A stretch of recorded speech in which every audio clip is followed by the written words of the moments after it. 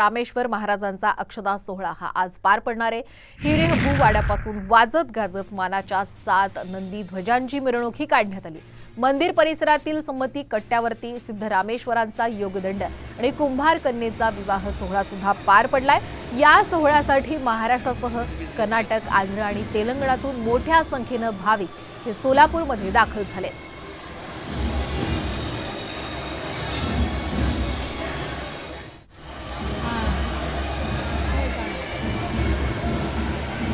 याचाच आढावा घेतलेला आमचे प्रतिनिधी विश्वभूषण लिमये यांनी। सोलापूरचे ग्रामदैवत श्री शिवयोगी सिद्धरामेश्वर महाराजांच्या अक्षता सोहळ्याला आज सुरुवात होणार आहे आणि आपण बघू शकताय की हिरेहब्बू वाड्यापासून ह्या मानाचे जे 7 नंदीध्वज आहेत त्यांची मिरवणूक अतिशय वाजत गाजत या ठिकाणाहून निघत असल्याचं चित्र आपल्याला पाहायला मिळतंय। या ठिकाणी आपण सिद्धरामेश्वरांचे भक्तगण जे आहेत ते पांढऱ्या शुभ्र बाराबंदीच्या पोशाखामध्ये या मिरवणुकीमध्ये सामील झाल्याचं चित्र आपल्याला पाहायला मिळतंय।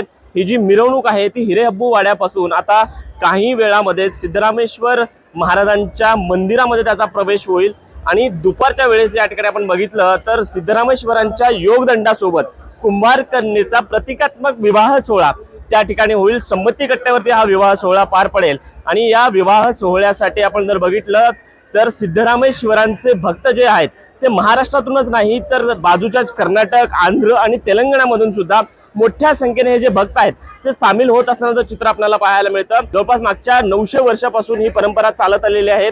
सर्व धर्म समभावाचा संदेश सिद्धरामेश्वरांनी आपल्याला दिल्याचं पाहायला मिळतं। या मानाच्या ज्या 7 काट्या आहेत त्या वेगवेगळ्या वर्गातून येत असतात आणि एकूणच सामाजिक एकतेचं प्रतीक म्हणून सिद्धरामेश्वरांच्या या यात्रेकडे पाहिलं जातं।